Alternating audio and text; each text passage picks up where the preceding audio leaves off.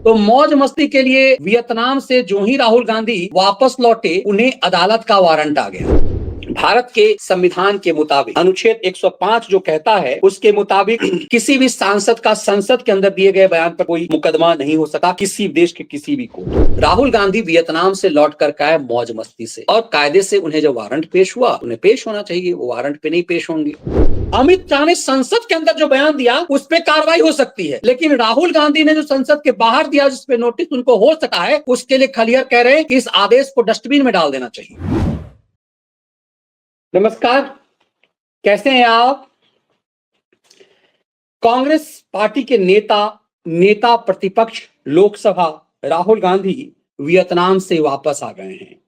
ये जानकारी भी एक टीवी चैनल पर कांग्रेस के इकोसिस्टम के एक पत्रकार ने दिया, जो लंबे समय तक कांग्रेस की रिपोर्टिंग करते रहे, आजकल टेलीविजन चैनल पर वफादारी का काम कर रहे हैं। उन्होंने एक किताब लिखी जिसकी चर्चा होती है, और अक्सर कांग्रेस के इतिहास को समझने के लिए आजाद भारत में उस 24 अकबर रोड की कहानी पढ़ने के लिए उनको याद किया जाता है। समुदाय विशेष के ये समर्पित पत्रकार, इनने घोषणा की कि राहुल गांधी विदेश से आ गए हैं। कल ही टेलीविजन चैनल पर इन्होंने इस बात की घोषणा की, वो वियतनाम से आ गए हैं। तो अर्थशास्त्र का ज्ञाता बन वियतनाम से आते ही राहुल गांधी को कोर्ट का वारंट थमा दिया गया है। राहुल गांधी वियतनाम से आए तो आपको पता होगा कि राहुल गांधी जो वियतनाम गए थे, तो हरीश रावत ने कहा था कि वो छुट्टी मनाने, मौज करने गए हैं, लेकिन थोड़ा सा अर्थशास्त्र समझने के लिए गए हैं। आप समझ लीजिए कि क्या करने राहुल गांधी वियतनाम गए थे। समय निकाल के विश्राम करने चले गए, और मैं समझता हूँ विश्राम करने भी नहीं गए हैं, वहाँ अध्ययन के लिए गए हैं। वियतनाम की अर्थव्यवस्था, सामाजिक व्यवस्था इस समय हम बहुत सारे अर्थव्यवस्थाओं के लिए मॉडल के रूप में बनी हुई है। तो ये वहाँ के इकोनॉमिक मॉडल की स्टडी करने गए होंगे। मेरी बात नहीं हुई है, मेरा अपना अनुमान है, लेकिन एक व्यक्ति के रूप में यदि वो साल भर के कठिन परिश्रम के बाद, इतने चुनाव की उसके बाद यदि कहीं विश्राम करने चले गए, तो ये कैसे इसमें राजनीति ढूंढी जा रही है? भाजपा के वह मुद्दे नहीं है। भाजपा तो पूरी भाजपा राहुल गांधी जी के लिए ट्रॉलर्स ब्रिगेड हो गई, और जो ट्रॉलर्स ब्रिगेड के कुछ प्रवक्ता हैं, उनके जो अग्रणी लोग हैं, उनको इसी काम पर लगाया गया कि तुम राहुल गांधी जी पर किसी न किसी बहाने आक्रमण करो, लेकिन सुरखरू होता इंसान इस तरीके की क्या रगड़ खाने। हरीश रावत जी कांग्रेस की वो आखिरी पीढ़ी है, वो टोपी लगा करके कांग्रेस। बस मैंने ये वीडियो इसीलिए दिखाया कि पुख्ता है कि सिर्फ बीजेपी का आईटी सेल नहीं कह रहा था कि राहुल गांधी वियतनाम गए हैं। ये खुद कह रहे हैं कि थोड़ा मौज मस्ती करने के लिए गए हैं, थोड़ा आराम करने के लिए गए हैं, मसाज करवाने के लिए गए हैं। और फिर ये काम मैं मानता हूं कि मसाज करने नहीं गए, वो अर्थव्यवस्था समझने गए वियतनाम, और फिर कह रहे कि वो थोड़ा मौज मस्ती के लिए गए। तो मौज मस्ती के लिए वियतनाम से जो ही राहुल गांधी वापस लौटे, उन्हें अदालत का वारंट आ गया। दरअसल ये दूसरा वारंट है। राहुल गांधी जब अदालत में पेश नहीं हुए, तो राहुल गांधी के खिलाफ वारंट जारी कर दिया गया है। बरेली की कोर्ट से राहुल गांधी को दूसरा समन जारी किया गया है। उत्तर प्रदेश, राहुल गांधी ने नहीं दिया जवाब, बरेली कोर्ट से दूसरा समन, ओवैसी को भी पेश होने का आदेश दिया गया है। ये अमर उजाला की खबर मैं आपको दिखा रहा हूं। ये खबर कल की है, 7 जनवरी की डेडलाइन से। आप देख रहे होंगे 7 जनवरी 2025 के डेडलाइन से है। संवाद न्यूज एजेंसी बरेली से खबर है, राहुल गांधी ने नहीं दिया जवाब, बरेली कोर्ट ने दूसरा समन जारी किया, ओवैसी को भी पेश होने का आदेश। मतलब ये वारंट जो है, ये राहुल गांधी के लिए पेशी वारंट है। राहुल गांधी को अदालत में पेश होने का आदेश जारी किया है। और इंटरेस्टिंग चीज मैं आपको ये बताऊं कि ये खबर भी मुझे खलियर खैरातियों का जो गैंग है उसके यूट्यूब का थंबनेल दिखा। ये ऐसे ऐसे खैराती हैं जो साथ में काम भी किया हुआ है, कुछ सीनियर हैं, बड़े बड़े तोपची हैं, एक समय में कांग्रेस के खैरात पर पलने वाले। इन सब ने इस कोर्ट के इस आदेश को कहा कि डस्टबिन में फेंक देना चाहिए। ये जो अदालती आदेश है, ये मैंने जब उसके खलियर के वीडियो को देखा कि भैया ये क्या है, ये क्या कर रहे हैं भाई अपने आका के खिलाफ, तो कहा कि इस आदेश को कोर्ट फेंक देना चाहिए। राहुल गांधी के खिलाफ जो कोर्ट ने वारंट जारी किया है, इसको डस्टबिन में डाल देना चाहिए। लेकिन उन्हीं खलिहर लतिहरों ने, जो मैंने अभी एक शो किया था, आपको देखना चाहिए जरूर से, अमित शाह के खिलाफ एक शिकायत दर्ज किया कोर्ट में, उस पर खबर बना दी कि अमित शाह की सांसदी चली जाएगी, अमित शाह देश के गृह मंत्री नहीं रह पाएंगे, अमित शाह का खेल खत्म हो गया, अमित शाह जेल जाएंगे, ये खबर बना दी। अब खेल समझिए, अमित शाह का दिया गया बयान संसद के अंदर दिया गया बयान है। अमित शाह के पार्लियामेंट के अंदर दिया गया किसी भी सांसद के बयान पर देश के किसी भी अदालत में कोई केस नहीं चल सकता। लेकिन इन खलिहरों ने देश के गृह मंत्री अमित शाह के खिलाफ खबर चला दी कि अमित शाह की सांसदी जाएगी, अमित शाह देश के गृह मंत्री नहीं रहेंगे, और ये पूरा नैरेटिव चला दिया। ये वो लोग हैं जो 1.5 दशक से अमित शाह के खिलाफ षड्यंत्र कर रहे हैं, और ना सिर्फ षड्यंत्र कर रहे हैं, अदालत से एजेंडा भी चला रहे हैं। उसमें अमित शाह को तरी पार कराया गया। भारत के इतिहास में पहली बार एक गृह मंत्री जो है, उसको किसी राज्य के गृह मंत्री को जेल जाना पड़ा एनकाउंटर के मामले में। एनकाउंटर के मामले में तो पुलिस अधिकारी तक नहीं पकड़े जाते, बड़े बड़े अधिकारी, लेकिन देश के गृह मंत्री, गुजरात के राज्य के गृह मंत्री, गुजरात के डीजीपी, इन सबको गिरफ्तार किया गया। तो ये खलिहरों के गैंग को लगता है कि हम अमित शाह को निपटा देंगे अभी भी प्रधानमंत्री को अंदर कराने के लिए। सोचिए, भारत के संविधान के मुताबिक अनुच्छेद 105 जो कहता है, उसके मुताबिक किसी भी सांसद का संसद के अंदर दिए गए बयान पर कोई मुकदमा नहीं हो सकता किसी देश के किसी भी कोर्ट में। लेकिन ये खलिहरों ने एक नैरेटिव चला दिया कि अमित शाह के खिलाफ एफआईआर होगी। लेकिन जब बरेली के कोर्ट से देश के गृह मंत्री राहुल गांधी के खिलाफ वारंट जारी किया गया है, यह संसद के अंदर दिए गए बयान पर नहीं है, ये चुनाव प्रचार के दौरान दिए गए बयान को लेकर के बरेली कोर्ट ने नोटिस जारी किया है, वारंट जारी किया है बेसिकली। तो ये कह रहे हैं कि इसको इस जैसे डस्टबिन में डाल देना चाहिए। ये मेंबर पार्लियामेंट के रूप में संसद के अंदर दिया गया बयान नहीं है, ये बयान पॉलिटिकली चुनाव प्रचार के दौरान दिया गया असउद्दीन ओवैसी और इसका बयान है। गृह अमित शाह द्वारा बीते सदन में दिए गए संविधान बाबा अम्बेडकर को लेकर टिप्पणी को आहत सुल्तानपुर के धमौर थाना अध्यक्ष में बकेनपुर सरैया निवासी राम खिलावन ने एमपी एमएलए कोर्ट में परिवाद दायर किया। ये मैंने आपको बताया कि ये जो राम खिलावन ने किसी से सरैया निवासी सुल्तानपुर के किसी कोर्ट में दाखिल कर दिया, और ये जो है, इसमें कोर्ट के जज को भी पता भी नहीं होगा कि अमित शाह कौन है, वो देश का गृह मंत्री है कि कोई अल्लू गल्लू कोई अमित शाह है। और वो आमतौर पर इस तरह के मामले, जो कि कोर्ट रिपोर्टिंग मैंने की हुई है, इस तरह के मामले में कोर्ट का जो हेलमद होता है वो नोट करता है और डेट दे देता है, अगली तारीख फलाना तारीख को जगह है, क्योंकि ये तारीखें जज नहीं देते, ये तारीखें जो है वो हमेशा कोर्ट के अहलमत देते हैं निचली अदालत में। कोर्ट स्टाफ जो रीडर जो होता है वो देता है। तो रीडर के पास मान लीजिए मामला आया, उसने देखा कि परिवार एक कंप्लेन है, तो इस कंप्लेन के हिसाब से उसने नोटिस जारी कर दिया। ये मूर्खतापूर्ण होगा, यदि जज ये नहीं किया होगा तो जज की तो नौकरी चली जाएगी, क्योंकि पार्लियामेंट के अंदर संसद में दिए गए बयान पर किसी भी एमपी को नोटिस नहीं जारी किया जा सकता। ये हमारा आर्टिकल 105 का पार्ट 2 कहता है, लेकिन उस पर नोटिस कर दिया।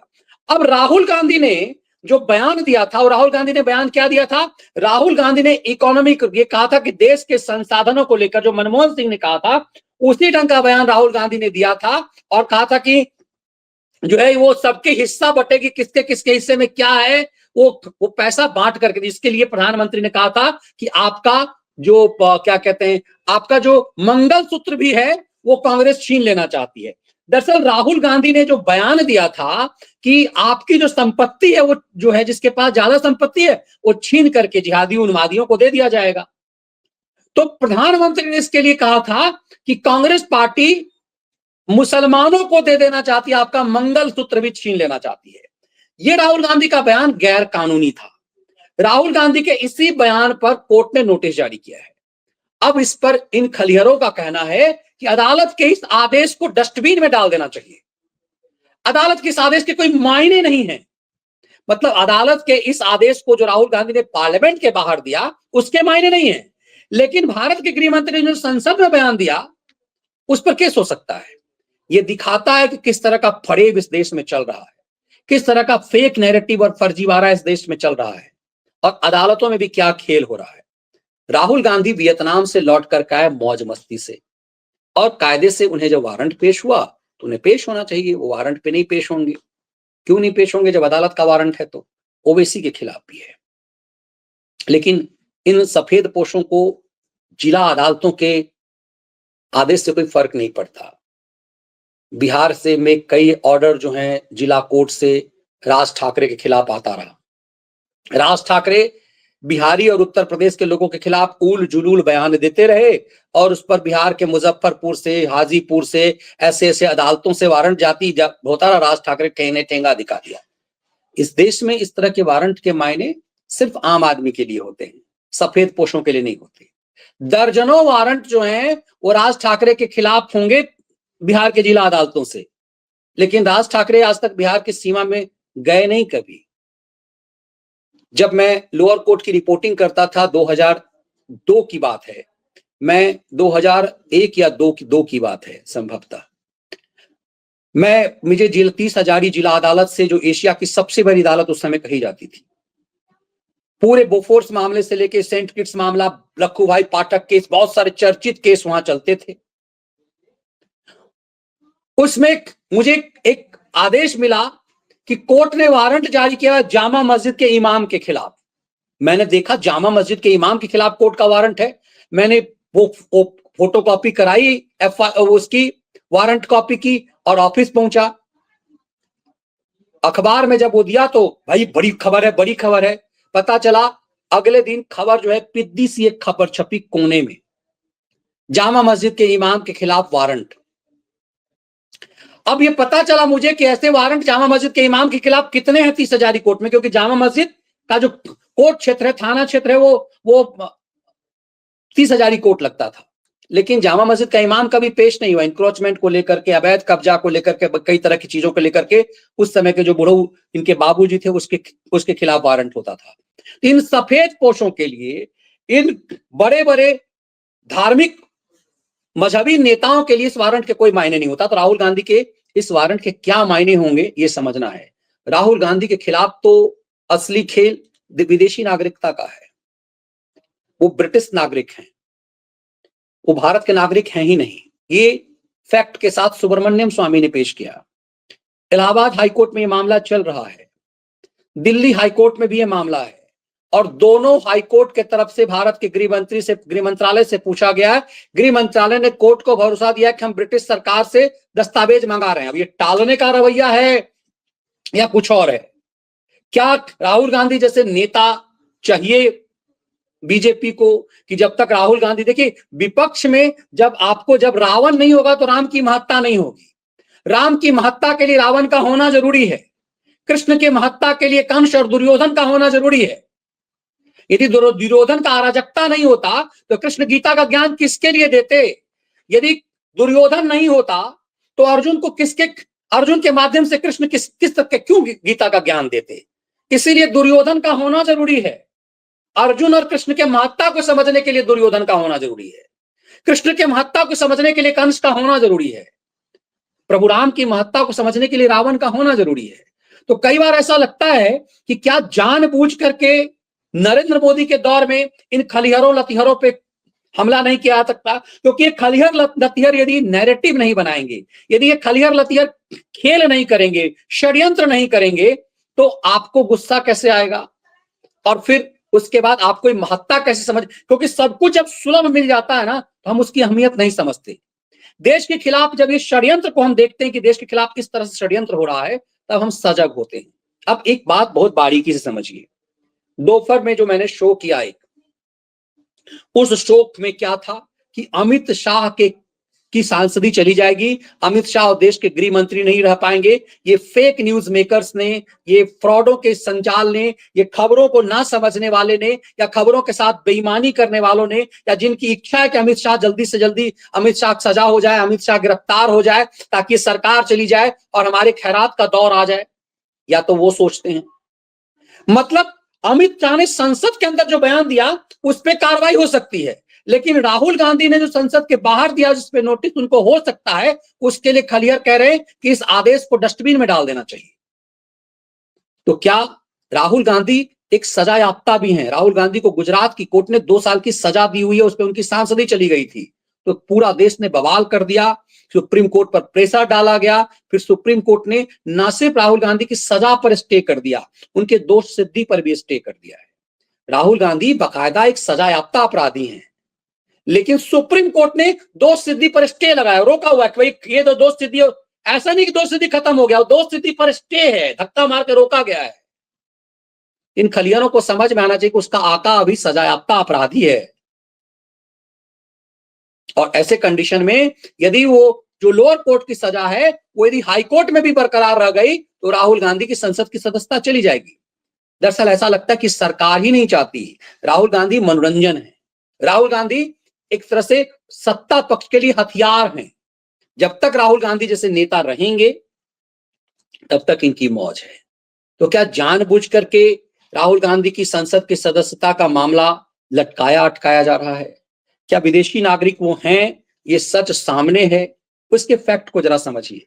राहुल गांधी वियतनाम गए, ये बीजेपी का इकोसिस्टम हल्ला कर रहा था, लेकिन कांग्रेस की तरफ से आधिकारिक बयान नहीं आया कि राहुल गांधी वियतनाम गए। इधर मनमोहन सिंह के अंतिम संस्कार का कर्मकांड चल रहा है, उनके अस्थि विसर्जन का काम चल रहा है, और राहुल गांधी वियतनाम में मौज करने चले गए। ये बात आधिकारिक रूप से कांग्रेस ने नहीं कहा। हरीश रावत से भी ये बात कैमरे पर कहलवा लिया गया।